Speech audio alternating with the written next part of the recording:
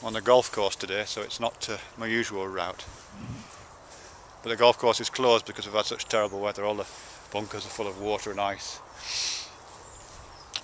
One of the things I'm thinking about is about what makes us uniquely human.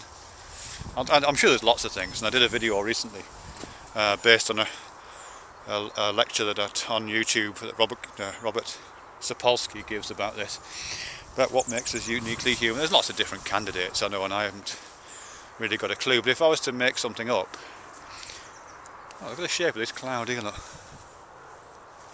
Yeah. If I was to give a candidate, it would be that we are, I think, natural born troublemakers. Natural born troublemakers. It seems to me that we, uniquely amongst animals I guess, seem to be constantly putting our nose into things that don't concern us, constantly investigating things that have no useful function,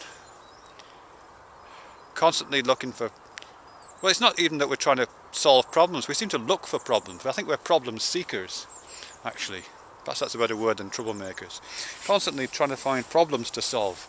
I mean, to the extent that we, and this has always amazed me actually, to the extent that we get pictures, you know, images of gardens or images of famous buildings, we cut them up into little pieces with a special saw called a jigsaw, and then just so we can put them back together again. I mean, that's really mad, isn't it? And our newspapers are full of puzzles and problems and crosswords and hidden, you know, find the hidden word in this, all that kind of stuff. We seem to be kind of preternaturally engaged to this idea of looking for problems, really, and we're bored to death and tears if we don't.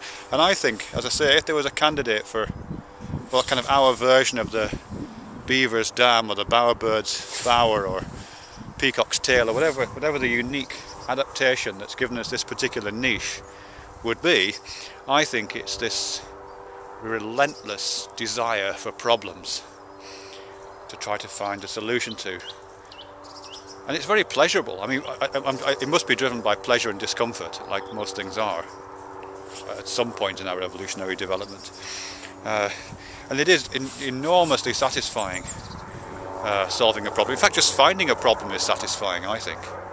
Not the problems are life-threatening, but you know, finding something to spend your time on as a kind of research topic, something like that is very pleasurable.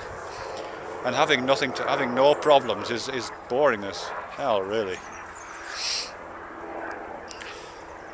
Yeah, we just seem to be leaning forward into the world, I think, looking for problems.